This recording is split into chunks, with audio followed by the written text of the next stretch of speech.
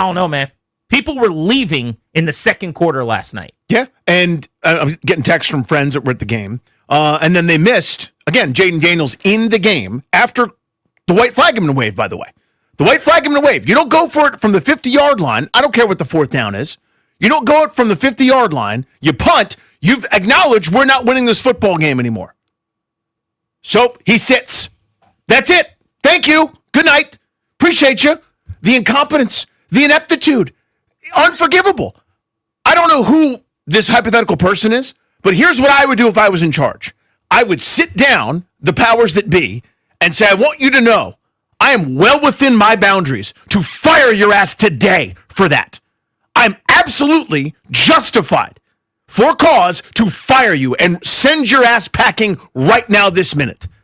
I don't know that that would solve anything, so I may or may not do that. But just know I might change my mind in 5 minutes when I start thinking about it again. Get out of my sight. What an unbelievable display that was. And then afterwards, yeah, that's a bummer. It is? Is it? It's a bummer? You bummed out about it? You saw how the game was going. For these reflexive Neanderthal idiots who are going, I got no problem with him being in the game. He needs some reps. He needs to be protected. How many reps is he getting now on the injured list? I bet you $1 they're about to announce that he's out for the year. Or whether they announce it or not, he is. Arms don't move that way. It's destroyed. That arm is destroyed. You are not going to see him play football. How are those reps going to go?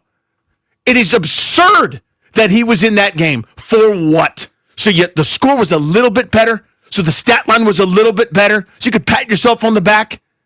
What a gross level of incompetence that was. Unbelievable and unforgivable to me. Yeah, we're going to play some clips as the day goes on from various players, coaches talking about whether Daniels should have been in the game. John Gruden, Greg Olson among them. I certainly understand your point, and I totally get anybody who thinks he should have been on the sideline. We're in the press box debating it in the fourth quarter. He had a towel on his head. We thought he was done, start of the fourth quarter.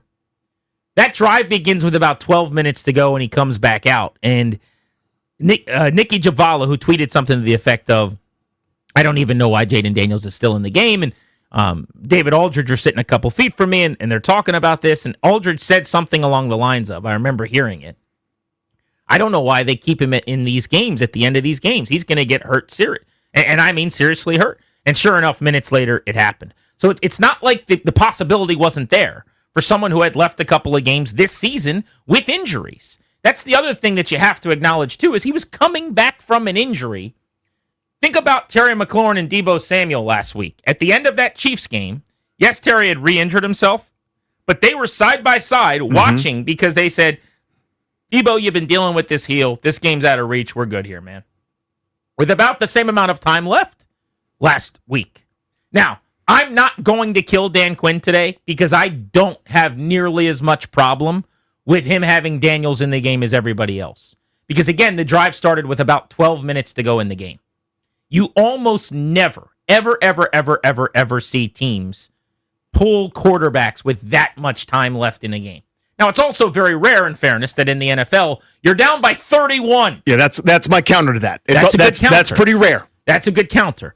But if they started a drive at 6:52 and he was out there and now there's 1:19 or something, yes, I'm lining up with you, Danny, to throw darts today.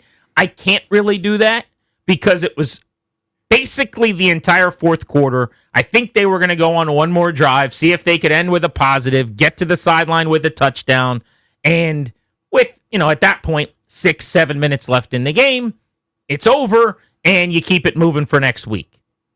So I'm not going to sit here and kill Dan Quinn like a lot of people are, and I know that's going to be very unpopular, but I think because of the lack of preseason, because of the injuries early in the year, because he just hasn't been on the field much with a lot of these guys because everyone else gets hurt constantly. They never had one rep together as a first-team offense this season with Cosme and McLaurin and Deebo and Daniels. I don't think it was a bad thing to try to get some work. But what I would have unequivocally and 1,000% made sure is we're not running anymore. They called an RPO. Quinn said after the game, basically, if we run that 50 times, he shouldn't run it any of those 50 times or something like that. Well, this time with a free rusher, he had to break down and run away from the dude, and he had to run. So that's a bad play call.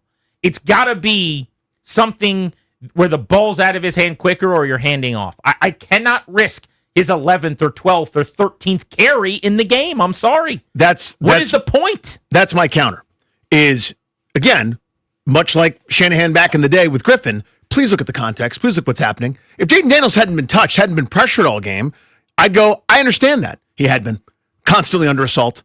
Whether stuff was there or it wasn't, he was scrambling every time. He probably missed some things because he was so used to having to scramble at 1/1000. He was already moving. That's the context. He has been hit time and time again. Out of the game immediately. I'll kill him for both of us. I got it. I'll pick up the mantle. Irresponsible. Ridiculous. See how the 31-point deficit is going. Understand what's happening and say, I got it. If he's in the game, he's going to keep it in the red because he's Jayden Daniels. I love that about him. I need to protect him. I must protect him. I must be the adult. And it just sort of goes, oh, I don't know. You hate to see it. Unacceptable. I was shocked that after the game when he was asked, did you think about it? He said, not in that space. And he said something to the effect of, you don't really want to think about players getting hurt. You can't think that way.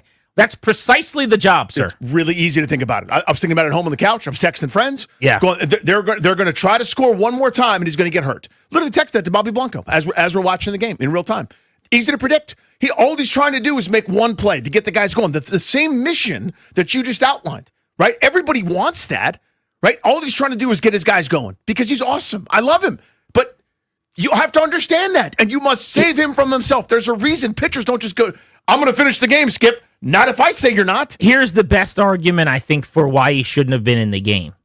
Because, to your point on him being in the red, so to speak, they had so little on offense that everything they got, every ounce of offense, every inch, every yard, was him willing them. You know, we said all last week, if they're going to win this game, he's got to be spectacular. He was trying. Yep. You know, he was out there making moves, running around, creating.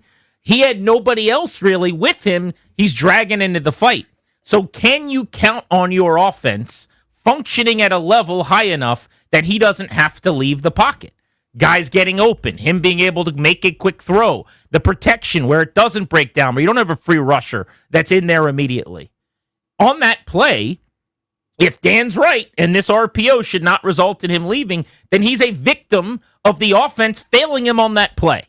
So if he's out there, you better have plays that aren't going to fail him. You better not put him at risk. I just generally, and I think with the Griffin thing way back when, it's a whole different story, but I typically would say every situation's different. But with that much time left in the game, I try to figure out what is the norm. And frankly, I've asked a lot of my buddies who played in the league that I've covered over the years, like, what did they think? And most of them that I've reached out to since yesterday didn't have an issue with him still being in the game, mostly because of how much time was left. I think if this happened with like a minute 15, 3:10, something like that, it's a different story for me. But because, again, it was the same drive that starts at 12 minutes. You agree you can't pull him out during a drive. That would be really weird. That's unprecedented. That'd be super unusual. I'm not saying that they should have had him in at the beginning of the drive. You obviously don't think they should have. Right. But with 12 minutes or whatever it was left in the game, the drive begins. So are you going to say, all right, now it's 7.5. We're in the red zone. We're at the 15. Let's send in Marcus. I don't think you could do it that way. They happened to go on a nice lengthy drive. They were chewing up some clock. They were moving down the field. I'm guessing that would have been the end of the night for him.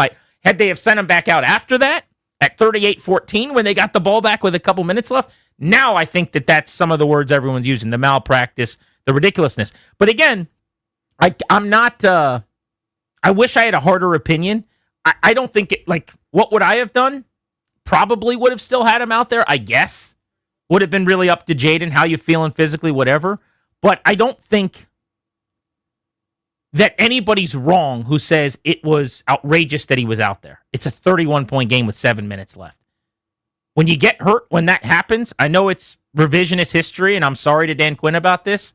It's the worst look in the world, and you look like a dummy. Yeah, it's just how it works. The old ways of doing football, we've come a long way on a lot of fronts, right? This is a vestige of that. For some reason, we still do it this way. This is an easy fix for me. As a non-Neanderthal, I walk in and I go, are we trying to win the game still? The answer is no. We have no chance to do that. He sits. Anybody that I can sit, I sit. I sit Ertz so he can maybe we can talk about getting a snap count right. I said everybody that I can. I'm going to the backups immediately. If we decide we're out of it, which we did when we punted from the 50-yard line and Seattle's just happy to comply, they go 3 and out just by handing the ball 15. off. Yeah. So they went for 4th downs in their own territory a couple times when they were still desperate to try to win. Right. I give them credit for that. Different than it was last week against Kansas City, by the way, where it got lost in the sauce. But we said, hey, wait a minute. Did we just quit here? And when it was still, lightning in a bottle potential? They punted, figuratively and literally, and said, we're not winning this game. The instant we decide that on a binary, you sit your most valuable players. That's the easiest thing in the world for me, and it's always been complicated for the NFL because they do it this some old way. So now he's hurt. What would have been fantastic in a twisted way is if we could have come on here today and just talked about how bad the defense was and why the offense is broken. Just a regular thing, yeah. That would have been better to just talk about the embarrassing 24-point loss and 3 straight of 21 or more for the first time in 24 years.